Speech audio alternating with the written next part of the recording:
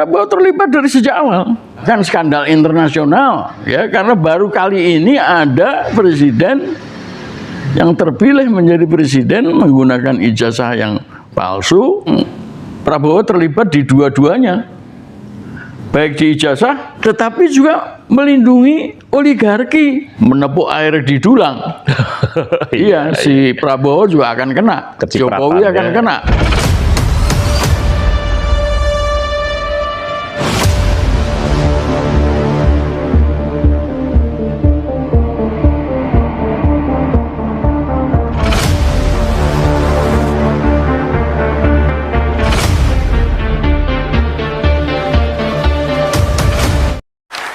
Hidup Jokowi! Hidup Jokowi! Dua dosa besar Prabowo. Yang pertama itu soal ijazah palsu, yang juga sampai detik ini tidak kunjung dibuka secara transparan. Ya, terus yang kedua, jadi yang kedua itu soal bencana Sumatera yang melibatkan 3 provinsi, Aceh, Sumatera Utara, Sumatera Barat. Sampai detik ini pun tidak kunjung dinaikkan menjadi status bencana nasional. Saya melihat ada sesuatu yang memang ditutupi atau disembunyikan oleh Prabowo. Yaitu mungkin kalau misalkan ijazah palsu diungkap atau terbongkar, itu bisa mengganggu stabilitas nasional. Pun yang terjadi andai kata bencana Sumatera diungkap atau dinaikkan menjadi status bencana nasional. Kalau menurut Pak Bintang bagaimana? Kalau menurut saya nggak cuma 2, Mas, ada 3, 4, 5. Betul, serius saya, ya. Termasuk yang 3 itu ya bisa disebutlah soal oligarki ya. Ya, tapi begini ya, dari semua persoalan yang tidak selesai ini, atau Prabowo enggan menyelesaikan, ya, itu tidak terlepas dari pikiran saya tentang siapa sebetulnya Prabowo. Dan saya sudah lama sekali mengungkapkan soal ini sebetulnya. Prabowo ini mengalami semacam gangguan jiwa. Ya. Dia awalnya masih umur 6 atau 7 tahun ya, dibawa sama ayahnya. Ini soal ayahnya ini juga banyak tanda tanya. Apa benar Sumitro itu orang Jawa? Orang Gombong. Orang Gombong ya. Ada yang mengatakan dia itu punya nama asli Suminto. Iya. Seakan-akan dia Cina itu loh. Iya, iya, seakan-akan. Nah, umur 6-7 tahun tuh dia udah dibawa lari oleh keluarganya ya, karena yang ikut itu semua. Ya Pak Mitro bersama dengan ibu dan anak-anaknya yang lain. Ke Sumatera PRRI Permesta. Oh iya. Mendukung PRRI Permesta. Bahkan yang saya dengar dia itu, Pak Mitro itu menjadi Menteri Keuangan. Ketika kemudian PRRI Permesta jatuh ya, dibom oleh Jenderal Nasution ya di Sumatera Barat dan di Medan. Lalu pemberontakan batal ya. Batal ya. Pak Mitro lari ke Inggris. Ke Inggris jadi warga negara sana. Ya. Nah, dugaan intelijen saya, dia itu pasti didekati oleh MI6. Itu CIA-nya Inggris. Oh iya.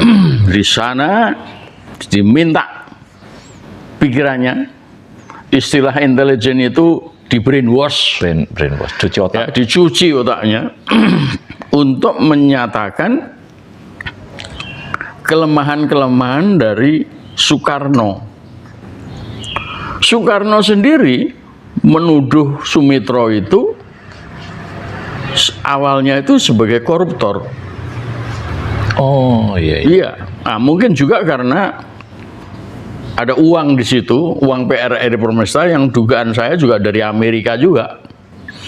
Karena apa? Di dalam perang melawan PRRI itu ada pesawat Amerika yang ditembak jatuh, dikemudikan oleh Allen Pope. Nah, Allen Pope ketangkap dan cukup negosiasi lah, yang cukup alot agar Allen Pope dikembalikan ke Amerika. Jadi keterlibatan Amerika itu jelas di situ. Jadi setelah di Inggris jadi warga negara, dicuci dana otaknya, lalu Soekarno jatuh. Dan ketika rame-rame Soekarno jatuh itu berdekatan dengan PRRI, berdekatan dengan G30S, itu diketemukan dokumen Gilchrist, ya. Gilchrist itulah duta besar Inggris di Jakarta, yang menyatakan bahwa Inggris sudah mempunyai kawan dari orang militer, our army friend. Jadi Inggris mempunyai teman-teman di kalangan tentara di Indonesia. Jadi keterlibatan Inggris itu nyata. Tentu saja Amerika yang orang kemudian menyatakan pada waktu itu bahwa Amerika lah yang mendorong PKI untuk melakukan pemberontakan meskipun terlampau dini, belum cukup kuat. Nah, akhirnya Pak Harto berkuasa, Sumitro dipanggil. Itu pergantian dari warga negara Inggris ke warga negara Indonesia itu cukup panjang ceritanya itu. Nah, sebagai contoh ketika itu ya sekitar 71 ya, 72 atau 73 itu Prabowo lulus SMA. Tetapi ketika kemudian masuk ke AMN Militer. dia ditolak karena pengetahuannya tentang Indonesia nol. Bahkan di situ masalah kewarganegaraannya juga belum selesai.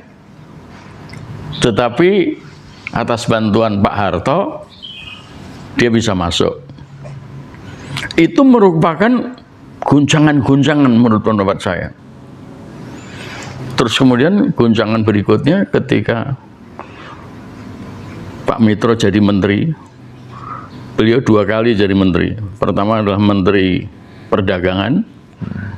Nah, di situ terjadi bentrok dengan Putin karena Pak Mitro tidak setuju dengan Bogasari dikasih ke Lim Sulyong. Oh iya. Ya, terus kemudian diganti menjadi Menteri Perdagangan. Menteri Perdagangan tadi. Menteri Perdagangan baru kemudian menjadi Menteri Riset. Riset. Dan beliau menghasilkan riset yang bagus, yaitu tentang sumber daya air. Nah, di situ menurut pendapat saya Sumitro mulai bertentangan dengan Soeharto.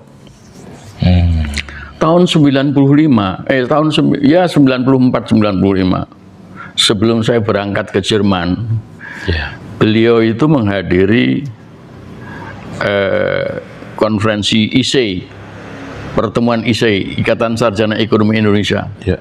Di situ Pak Mitro mengatakan bahwa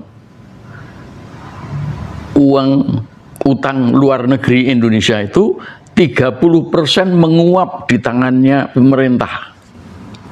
Yang pemerintah ini dalam pemerintah Soeharto. Oh, Orde Baru berarti ya? Iya, masih Orde Baru. Ya. 94, 95. Ya. itu pernyataan Pak Harto itu, pernyataan Pak Mitro itu saya bawa ke Jerman dalam makalah saya tulis itu. Jadi di situ saya mau menggambarkan bahwa Pak Mitro mulai bertentangan dengan Pak Harto, meskipun sudah ditolong macam-macam, bahkan anaknya dijodohkan. Ya.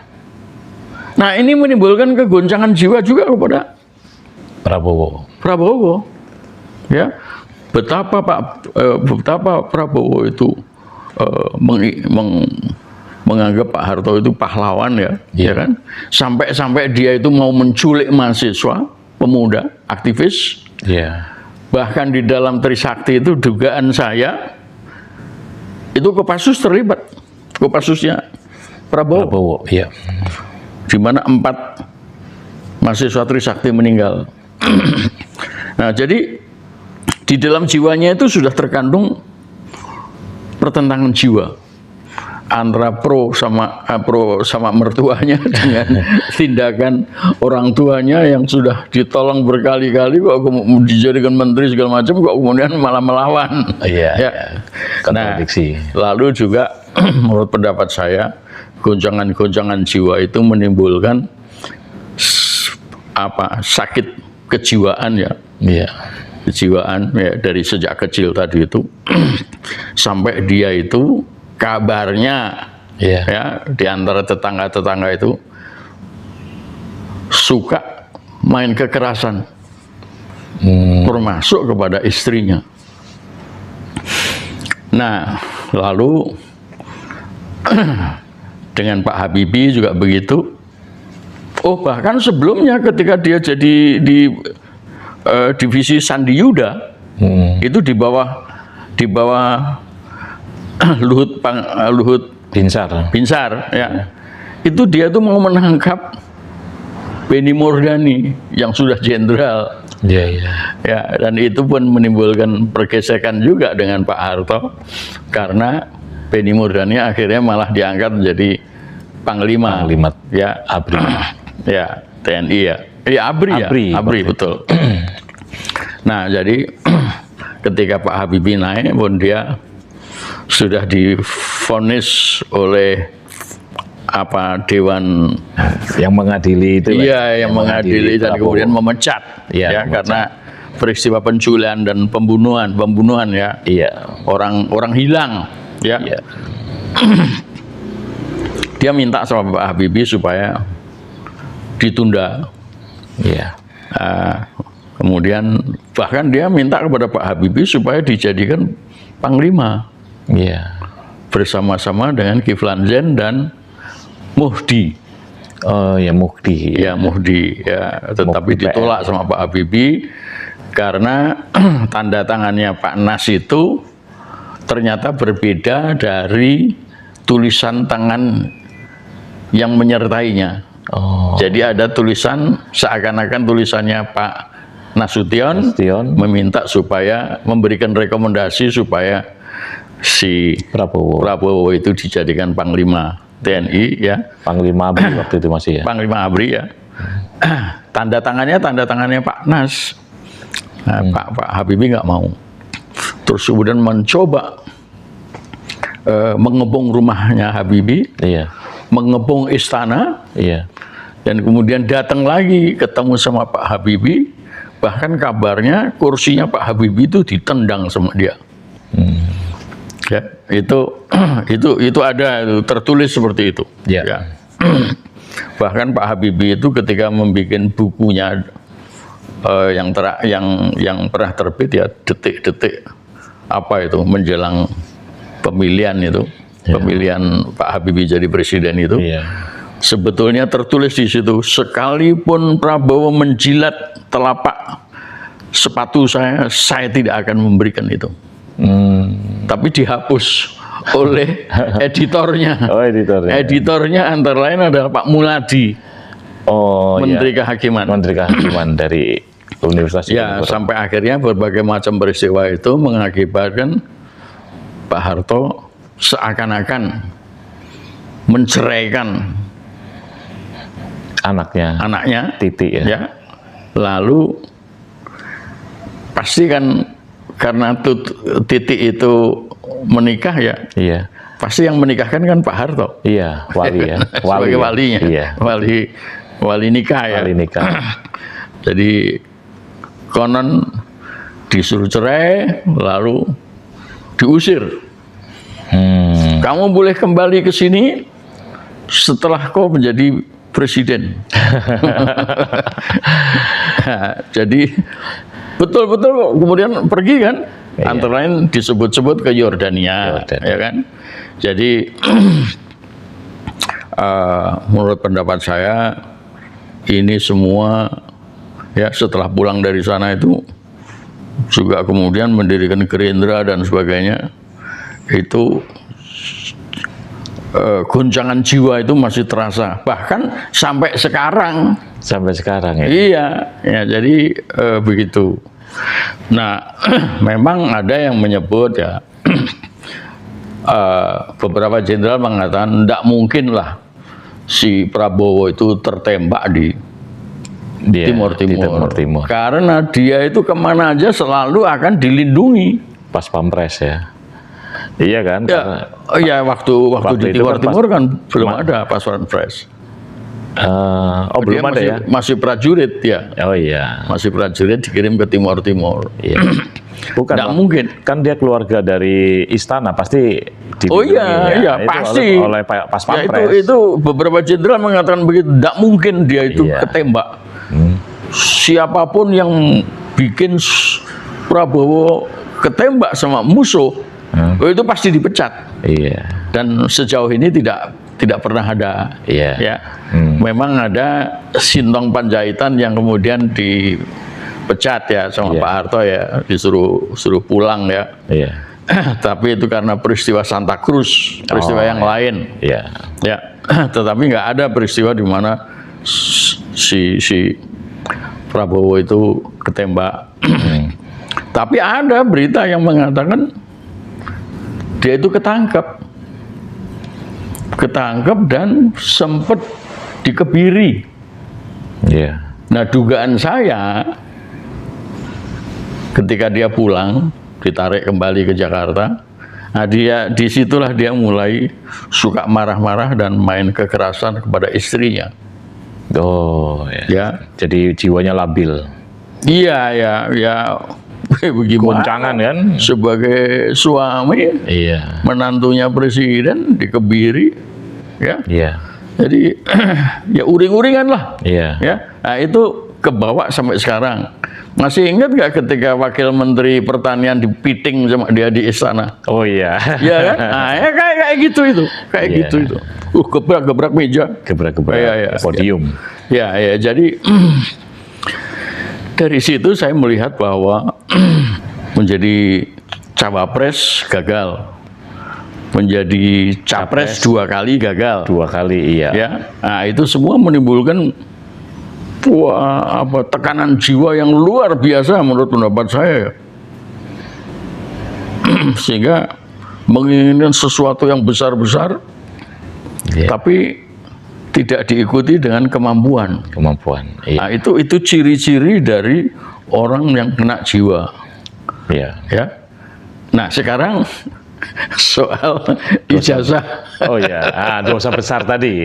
Iya, betul. Ya, dosa besar soal kenapa dia sampai sekarang tidak kunjung membuka atau ada kesan menutupi ijazah palsu dan menutupi ya kasus bencana nasional yang tidak kunjung dinaikkan menjadi bencana Sumatera tidak kunjung dinaikkan menjadi bencana nasional. Nah, sekarang satu dulu, ijazah dulu ya. Oke, siap. Ijazah ini memang tidak main-main, Mas. Soal ijazah ya, kalau hanya sekedar ijazah nggak soal, tetapi ijazah yang dikaitkan dengan Presiden Jokowi, nah itu menjadi soal besar. Bahkan ini konspirasi yang luar biasa besar, yang melibatkan banyak kelompok yang punya kekuasaan besar. Antara lain adalah Prabowo sendiri Iya. bersama oligarki. Iya. Dan itu dimulai dari sejak di Solo, Waktu Joko Widodo wali kota. wali kota. Bahkan Joko Widodo dari jadi wali kota itu pun yang mendudukkan adalah oligarki-oligarki. Didukung oleh RRC, didukung oleh Amerika. Oh. Dari apa yang saya dapat informasinya, dan itu saya tulis ya. Saya tulis dalam sebuah buku karena saya percaya informasi itu valid. Jadi Jokowi itu entah dia dapat sarjananya entah enggak, aku yakin dia itu bahkan SMA saja Nggak lulus. nggak lulus. Bersama-sama dengan sahabatnya yaitu Hari Mulyono, yang kemudian Hari Mulyono itu menikah dengan adik tirinya Jokowi, yaitu Idayati, Iya. berangkat ke Aceh di PT Kertas Kraft Aceh.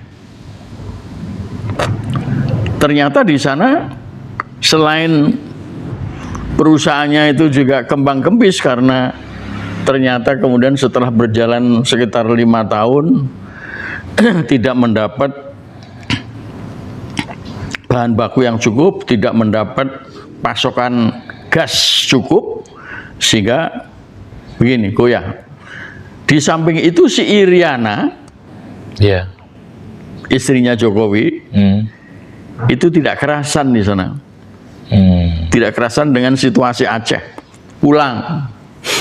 Kalau 85 itu mereka lulus, kalaulah lulus ya. Kalau Hari Mulyono itu lulus, saya percaya. Iya. Ya, tapi apakah Jokowi itu betul mahasiswa UGM? Nah, ini masih tanda tanya. Iya. Pulang dari sana ya mungkin sekitar 90 sekian. Iya. Hari Mulyono itu anak saudagar batik di Solo. Jadi dia pasti bisa hidup dan pasti dapat kerjaan. Iya.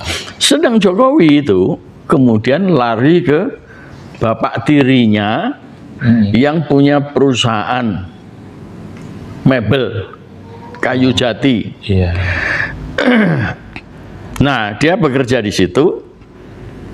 Mebel-mebel itu akhirnya bisa diekspor, antara lain ke Cina, Iya. antara lain Jokowi itu udah belusuan juga ke Cina. Oh, iya. Nah, dari informasi yang aku dapat, dia tuh melakukan satu kejahatan di sana, ketahuan, lalu ditangkap sama aparat Cina. Dugaan saya dia itu di brainwash. Iya. Kenapa saya menduga seperti itu? SBY pernah melakukan itu juga. Di Waktu Cina. dia sekolah di Amerika. Oh, di Amerika, ya. Di Fort Benning, di Atlanta, negara bagian Georgia. Dia itu main serong sama istri opsirnya, pelatihnya. Ditembak, ketahuan ditembak. Tetapi luput. Karena dilindungi oleh satu orang Kopassus, satu orang marinir, yang kebetulan juga satu angkatan sama SBY. Selamat dia. Tetapi itu menjadi peristiwa besar karena bagi CIA ini orang bisa dijadikan agen Amerika untuk melindungi kepentingan Amerika. Oh iya. Bahkan ketika Megawati melakukan kesalahan, dia melakukan perjalanan napak tilas Jakarta, Beijing, Moskow, mampir di Pyongyang, Amerika marah besar. Ya sudah, kalau gitu Megawati tidak bisa jadi presiden, SBY lah yang jadi presiden. Iya. Dan SBY memang melakukan segala sesuatu untuk kepentingan Amerika. Minyak kita habis, ya. Betul. Kita tidak lagi jadi pengekspor minyak, itu gara-gara itu. Iya. Dia menyatakan Amerika adalah negara saya yang saya cintai seperti negara saya sendiri, ya. Yeah. Jadi udah. Nah, kelihatannya Jokowi begitu juga di Cina. Dengan Cina ya. Iya, jadi dia dijadikan wali kota oleh kelompok-kelompok oligarki Cina yang ada di sini, termasuk Prabowo ikut. Iya. Dan Amerika juga tidak mau kalah. Akhirnya, karena Megawati tidak mau menangkap Abu Bakar Bashir, Iya. Jokowi inilah yang kemudian dijadikan wali kota orang Solo dekat dengan Ngeruki, ya. Pesantren ya. untuk menjaga Abu Bakar Bashir. Dan itu berlanjut terus kemudian menjadi gubernur DKI, lalu menjadi presiden. Ya. Jadi ini sebuah kekuatan besar Iya. yang mau tidak mau rektor UGM tidak berani. Ova Emilia. Nggak berani dia. Jadi dengan segala macam daya dia berusaha keras mengatakan bahwa ada orang yang namanya Joko Widodo lulus insinyur tahun 85 Oktober atau November, ya kan? Iya. Dan itulah ijazah itu diberikan pada dia. Apakah ijazah ini adalah apakah Jokowi ini adalah presiden? Ova Emilia tidak Pernah mengkonfirmasi. tidak pernah bilang apapun. Iya. Apakah ijazah yang diberikan ini adalah yang ada di Polda? Yang udah disita itu ya. Ya, yang disita oleh Polda itu yang diserahkan oleh oleh Presiden Joko Widodo. Iya. Ya, Emilia tidak pernah menyinggung. Iya. Jadi ada ijazah Atas nama asli, Iya, atas nama Joko Widodo. atas nama Joko Widodo, ya, yang diserahkan oleh Emilia. Ova Emilia. Ada juga ijazah palsu yang dibawa oleh Polda. Iya. Dan itu diserahkan oleh Presiden Joko Widodo. Iya. Ada pula Joko Widodo yang menerima ijazah asli itu tidak sama dengan Presiden Joko Widodo. Orang lain. Orang lain. Iya. Sehingga apa yang dikatakan oleh RRT itu, Resmond Roy Zantiva, bahwa dia meneliti sebuah ijazah yang palsu, itu tidak serta-merta mesti mengatakan bahwa presidenlah yang memalsukan. Jadi perkara ini sebetulnya tidak ada hubungannya. Kok kemudian Joko Widodo melaporkan? Maksud saya tidak ada hubungannya dengan soal fitnah. Iya. Karena yang diteliti itu adalah ijazah yang palsu yang bukan keluaran UGM. Iya. Yang ada di Polda. Yang ada di Polda. Betul. Jadi sebetulnya ini masalah ini tidak terkait satu sama lain. Ada ijazah palsu, ada ijazah asli, ada orang Joko Widodo asli, ada Joko Widodo presiden yang palsu. Jadi sebetulnya Joko Widodo yang palsu, bukan ijazahnya ya. Kalau dalam pengertian yang sekarang. Iya, betul. Ya, dua hal yang terpisah. Dua hal yang terpisah. Nah, memang kemudian karena Prabowo terlibat dari sejak awal. Soal ijazah ini. Terlibat dalam membuat Joko Widodo wali kota itu menjadi presiden. Oh, perjalanannya itu ya. Perjalanannya itu. Iya. Itu Prabowo terlibat dan Prabowo merasa mendapat mendapat sesuatu yang dicita-citakan dengan harapan yang luar biasa untuk memenuhi permintaan Pak Harto, kamu boleh pulang Jakarta setelah jadi presiden. Iya kan? Nah, sehingga dengan demikian rasa terima kasih yang luar biasa. Hidup Jokowi, ya kan? Jokowi adalah bagian daripada tim kami bersama Gibran, ya kan? Itu diucapkan oleh Prabowo secara sadar maupun tidak sadar. Ya, karena itu tadi gangguan jiwanya tadi itu. Iya, betul. Sehingga dia membiarkan soal ijazah itu, meskipun dia bisa memerintahkan, ya, bisa intervensi. Iya. Dia bisa intervensi. Udahlah Pak Kapolri, nah ini Kapolri lain lagi nih kan. Udahlah Pak Kapolri, ya, nggak usah lah itu dilanjutkan. Iya. Biarlah RRT itu bebas melakukan penelitiannya, ya kan? Iya. Nah, apakah ini Jokowi ini benar-benar menggunakan ijazah palsunya untuk menjadi presiden, itu urusan hukum, ya, biar dia dituntut oleh hukum, ya, bersama-sama KPU dan lain-lain. Mestinya begitu. Itu kalau waras. Nah ini kalau nggak waras ya begitulah jadinya dia diam aja dia. Iya, betul.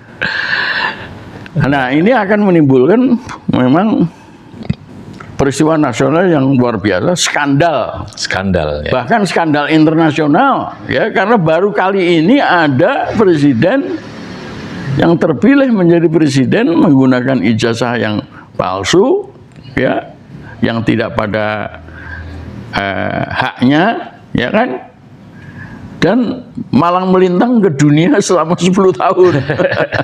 Ya, ini luar biasa. Iya. Nah, saya kira inilah yang mau dilindungi oleh Prabowo. Jadi kalau kita kaitkan juga dengan perlindungan, ya, terhadap kasus bencana Sumatera yang tidak kunjung dinaikkan menjadi status bencana nasional, itu pun sepertinya sama ya Pak Bintang, ada ya, sesuatu yang disembunyikan. Sama, cuman mungkin ya sama-sama karena memang Prabowo terlibat di dua-duanya. Baik di ijazah, ya, menjadikan Jokowi jadi presiden dan kemudian Jokowi menjadikan Prabowo presiden, ya. Dan ini juga keterlibatan Prabowo karena dia mempunyai perusahaan di sana, dan tidak hanya sekedar perusahaannya dia yang di Aceh Tamiang dan lain-lain, tetapi juga melindungi oligarki. Oligarki mana? Adalah mereka-mereka juga yang menjadikan Jokowi jadi presiden. Termasuk menjadi orang-orangnya sama. Termasuk menjadikan Prabowo presiden juga. Betul, betul. Jadi yang namanya Agwan itu datang ke Solo. Yang namanya Agwan Mohtar Riyadi. Kok Mohtar Riyadi? James Riyadi lah. Kalau bapaknya kan sudah terlampau tua, ya. Iya. Itu ada di Solo menjadikan Jokowi sebagai wali kota, lalu naik jadi gubernur, lalu jadi presiden. Itu oligarki semua. Nah, disitulah si Ova Emilia itu takut. Ya. Ya. Bukan soal 25 miliar 29. bank syariah, 29. bank apa namanya? Ya, ada BPR, iya. Ya. 29 miliar. 29 atau 25? 29. Ya, buletin 30. Ya, bukan soal itu. Soal oligarki ini yang dia bisa membunuh orang nih. Iya. Ya, Agban ada di sana, Mohtar Riyadi, James Riyadi ada di situ. Nah, sekarang banjir itu juga mereka juga.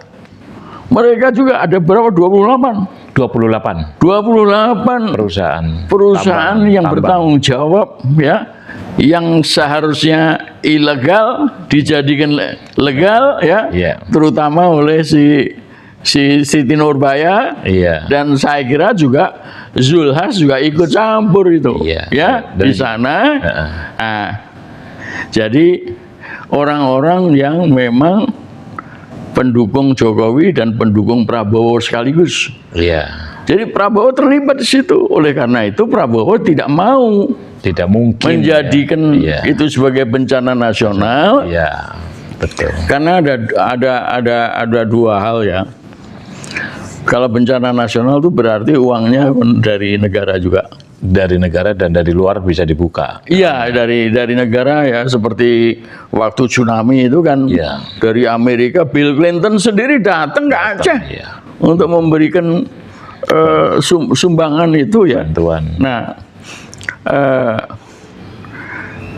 karena kalau ini menjadi bencana nasional, ya, tidak hanya sekedar uang negara yang ikut keluar, ya, tetapi juga apa tuh namanya, mereka-mereka yang terlibat di dalam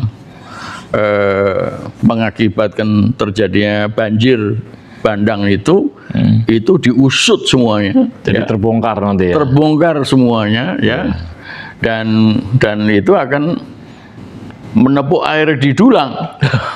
Iya, si Prabowo juga akan kena, Kecipratan, Jokowi akan ya. kena, Iya, betul. ya. Iya. Jadi memang ada kesengajaan di situ, karena itu tadi mau melindungi diri sendiri dan kelompoknya, termasuk kelompok oligarki. Oligarki. Iya, makanya kemarin ada kabar Prabowo sempat membekukan 28 tambang, izin tambang yang terjadi di Sumatera yang mengakibatkan banjir bandang, terus kemudian mengembalikan kembali, jadi mengaktifkan kembali, tidak jadi dibekukan. Iya, ya sama lah seperti Morowali, ya, Iya. ketika Syafri Samsudin mau bergerak, Iya. ya, Ke IMIP ya. dengan mengatakan bahwa ada republik dalam republik, dicegah toh, Iya.